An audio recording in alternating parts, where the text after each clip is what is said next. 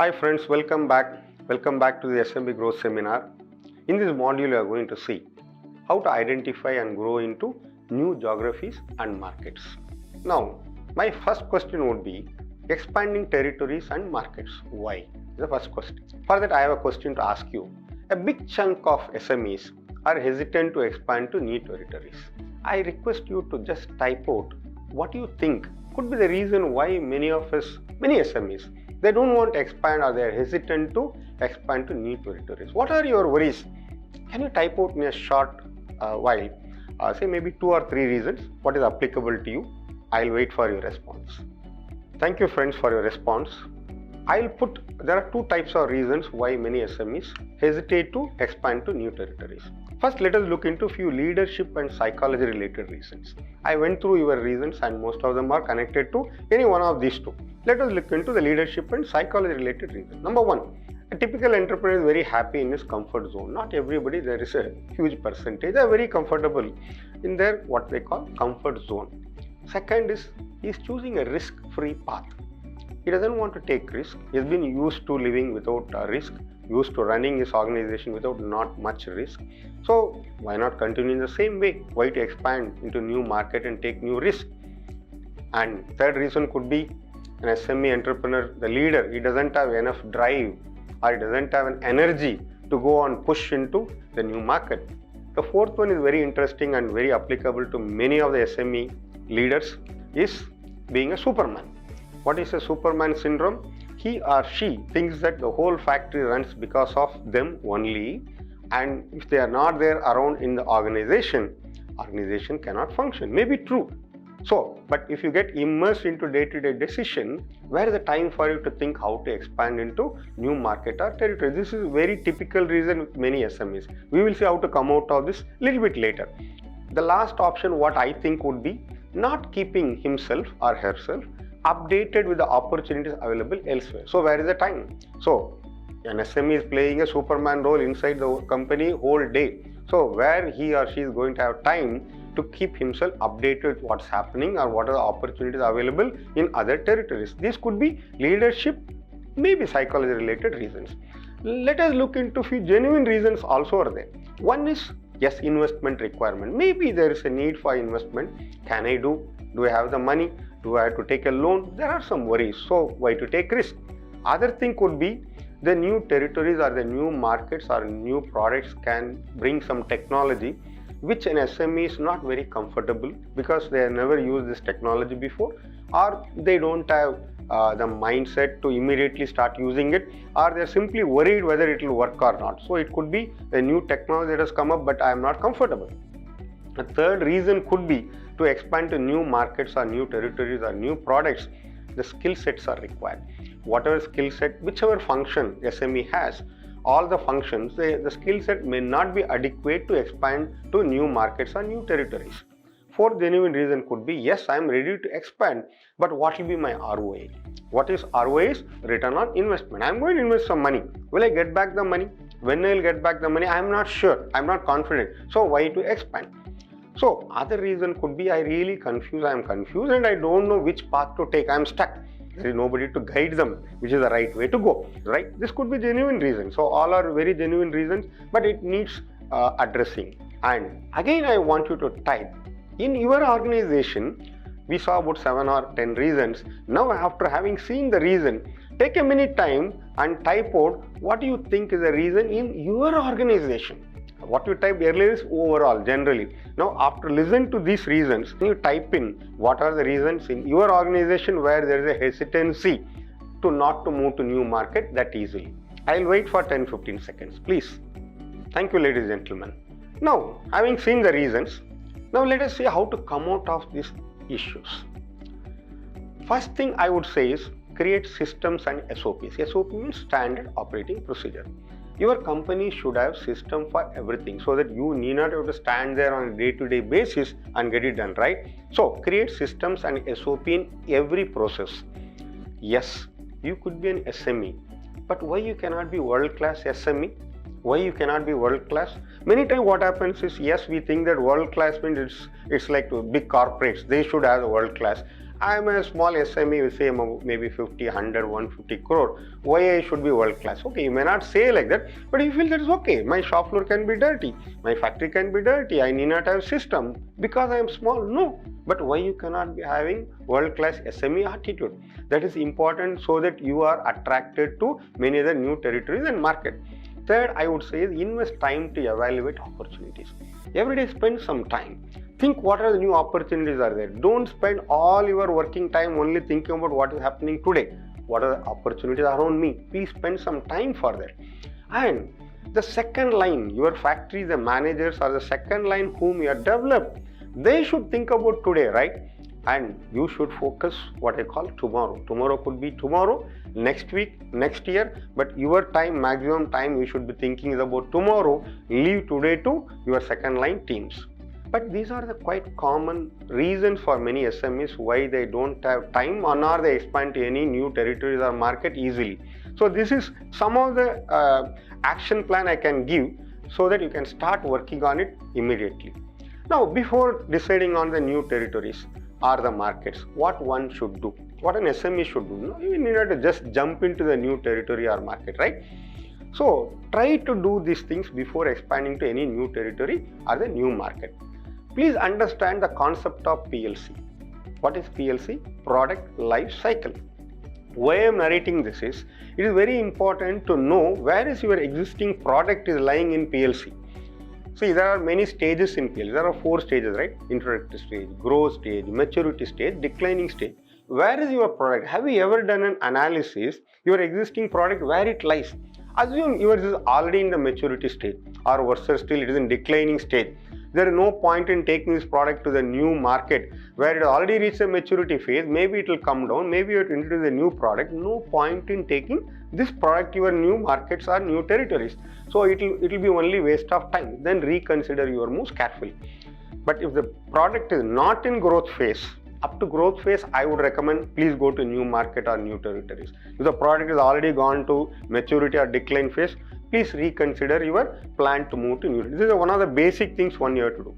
Now let us look into the various methods and various ways how we can move into new markets or territories. I listed down some 5 or 6 methods. Okay, maybe introducing new product range itself, or expanding to any new territories within India, or you are already in B2C, now you are going to B2B, there is another way of expanding to other places, or using the opportunities available in government related projects. That could be another. Last but not the least, there is always market outside India. Remember our first module where we said there is huge export potential. These are the 5 methods I think one can expand to new territories or new market in an SME. So let us go through one by one. Let us go through first one. Starting or having a new product. Yes, good. But before launching, even before spending a penny on the new product development, study the market. Look at your competitors, look at the other products which are in the growth phase of PLC. Whether the new product is a product which is in the growth phase or introductory phase, or you are introducing a new product like also ran which is in the market already. Please think of that. And can you use the same infrastructure what you have already? Yes, new product is coming, but that shouldn't mean that you are going to invest in millions of dollars of money. So that it become more expensive. So first option should be how I can use the existing infrastructure I have.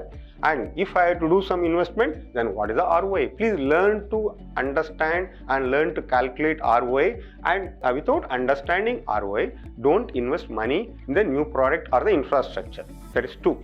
And do you have the technical skill set to produce, test and dispatch the new product? Yes, you have decided you will launch a new product, but does your organization have the skill to produce, to test, dispatch, pack, everything? So if you have, yes, please consider.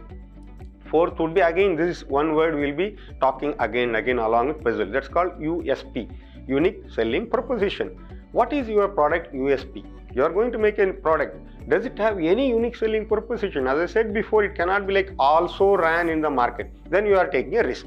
So these are the things you can consider before jumping into new product route. But do not rush into new products without this analysis. Let us see within India how you can go into other territories. Now, first thing is analyze region-wise presence of your existing products. Okay, you are in one region. Now you want to go into other region. Now, where your product is selling more? Yeah, most of SMEs will, yes, my product is selling in South more or North more, but where are the figures? Where are the numbers? Where are the percentage? Exact analysis required. Now, this is something you have to again try out. What is your TAM, SAM and SOM? Please go through in depth later. Of course, we'll try to give some growth checklist where you'll have some exercises, total addressable market, serviceable available market. All such things must be available for your product within India or whichever zone you are going. You should have these numbers. Yes, do you have the dealer network? Do you have the showrooms or what is your plan? You want to go online or you want to tie up with somebody else in these new territories? What is your plan? You want to go to new territory, but what is your plan? Yes, you go to new territory, you have to produce more. But to ramp up the volume, does your factory, is it ready? Your vendors, are they ready to supply? Are your employees are ready? Are they skilled enough? Please think all of these things before even going to new territories. Do not expand and spend money unless you have done market research. Very important, that is the very first step, right? You should do the market research and understand whether there is a need for your particular product, or you can create a need for this market, or how is the competition, what is the percentage you can penetrate. Without knowing this, you want to jump into a new territory, then it can be little bit of a loss making venture. Now let us look into other method of going to new territory. Now you are already running a business model. Say, let us say you are there in B2B. Now you want to go to B2C or vice versa or any such thing. So one model, B2C, B2B or whatever else you are doing, you want to shift to another mode of business. Please again simply don't jump. Consider pros and cons. If you see B2B, B2C, there can be many differences, right? There are many plus, many minuses. So understand, write down, discuss, brainstorm these pros and cons. Be clear why you want to move from one particular model to another model.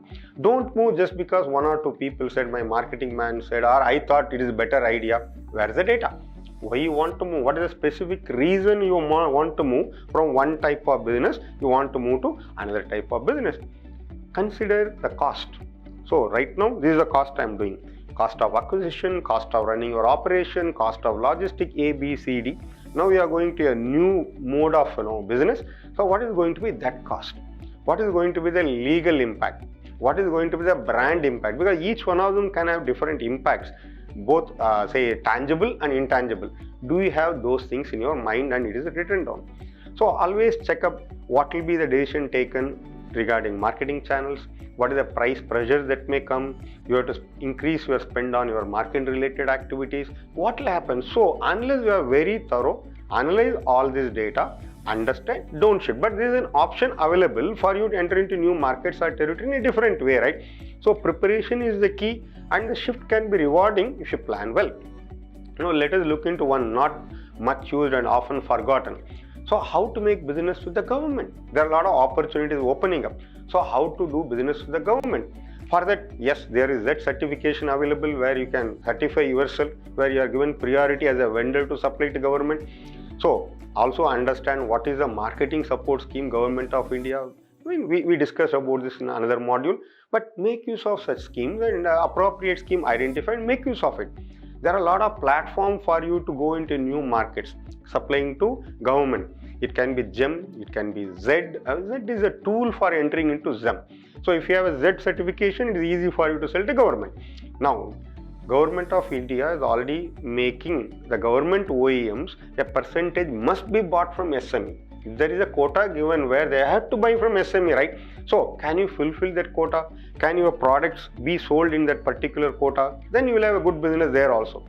So please go through many useful websites of Government of India. Please spend some time, go through the websites and also keep track of what are the privatization that is going on in the sectors in different space everywhere, where you can possibly enter your product or you can create a product which can enter into the markets which Government of India is making as a private venture. So consider all these things, and government is one of the biggest buyer. Please don't neglect that particular thing.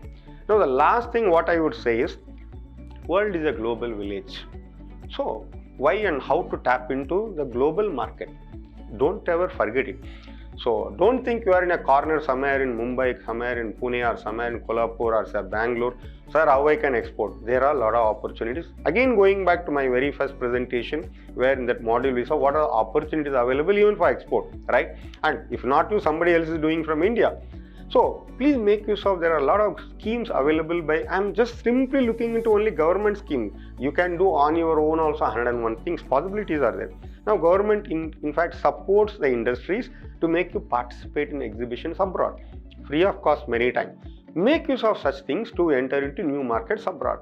And even otherwise, I would always say to entrepreneurs, travel abroad, attend exhibitions, develop contacts, develop connections. If not today, after 5 years, those connections will be useful.